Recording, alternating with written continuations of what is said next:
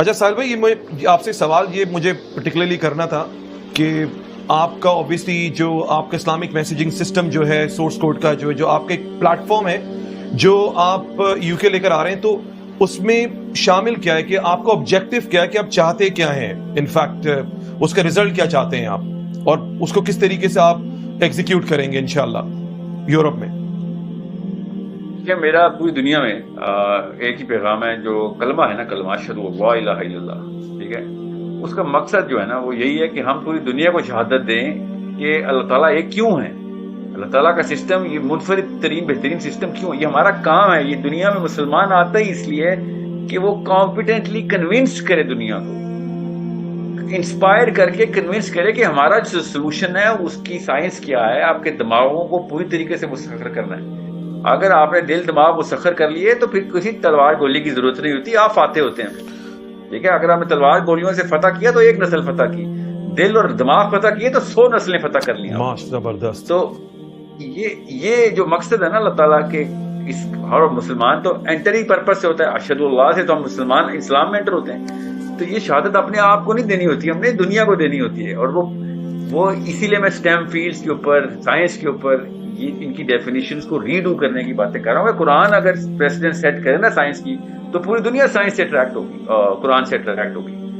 ابھی ہمیں ماننا پڑے گا کہ مسلمان کمیونٹی دنیا کی موسٹ اٹریکٹیو نہیں، موسٹ ریپلسو کمیونٹی ہے اس وقت۔ ثبوت دے رہے ہیں ہم بار بار اپنے اعمال سے، اپنے کم علمی سے، کج فہمی سے، اوپر سے ایروگنس آ جاتی ہے ہمارے اندر کہ نہیں ہمارے پاس تو اللہ کا کلام ہے، تو اللہ کا کلام ہے تو پھر ثبوت دو کہ کیوں صحیح ہے۔ اللہ تعالیٰ خود کفار کے جواب، ان کے سوالوں کے جواب جو نبی علیہ السلام سے کرتے تھے، اللہ ان کے جواب دیتے ہیں کہ اے محمد تم سے یہ پوچھتے ہیں تو ان کو یہ جواب دو، یہ پوچھتے ہیں تو یہ جواب دو۔ عقل کیوں نہیں کر رہے ان کتابوں کے اوپر؟ وہ اللہ تعالیٰ خود کہہ رہے ہیں مسلمانوں سے کہ افلا یعقلون، عقل کرو کہ کیا نشانی ہے، کیسے اللہ تعالیٰ جب آیت کا لفظ بولتے ہیں تو اللہ تعالیٰ اس واقعے کو بتاتے ہیں کہ میں نشانی کے طور پہ تمہیں بتایا۔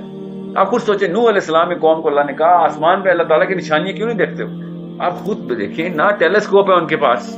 بالکل صاحب، قرآن پاک تو بیسیکلی ہے تحقیق کے اور علم کا ایک سمندر ہے، بیسیکلی اس سے ہمیں سیکھنا چاہیے۔ اسی وجہ سے تو ساری کی ساری سائنس کی بنیاد مسلمانوں نے کیوں رکھی تھی اس وقت، صحابہ کرام تابعین نے وہ بیس رکھ دی تھی، جس کے بعد پہلی جنریشن نے قرآن پاک کے تھرو ایسٹرونومی اور ایسٹرو فزکس کھول کے رکھ دی تھی ان کے سامنے۔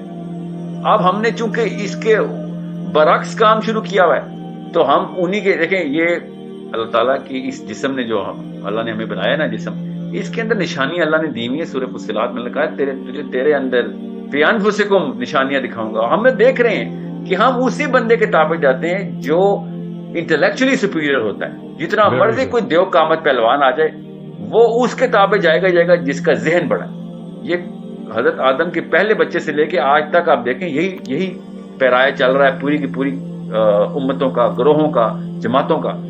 تو ہم بھی کہنے کو تو مسلمان ہیں مگر تابع ہم اس سائنسدان کے ہی ہیں، اسی کو کہتے ہیں کہ یار یہ ہمیں راہ دکھائے گا کہ آگے 100 سالوں کا سلوشن کیا ہے۔ تو یہ تو ہونا ہی ہونا ہے۔ پھر اگر ہم نے علم کے راستے خود چھوڑ دیے ہوں گے تو پھر ہم کیوں روتے ہیں ہمارے بچے دین پہ نہیں آ رہے؟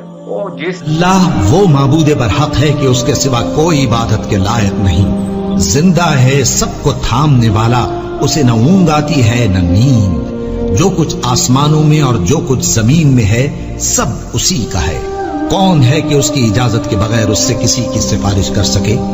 جو کچھ لوگوں کے روبرو ہو رہا ہے اور جو کچھ ان کے پیچھے ہو چکا ہے اسے سب معلوم ہے، اور لوگ اس کی معلومات میں سے کسی چیز پر دسترس حاصل نہیں کر سکتے۔ ہاں، جس قدر وہ چاہتا ہے اسی قدر معلوم کرا دیتا ہے۔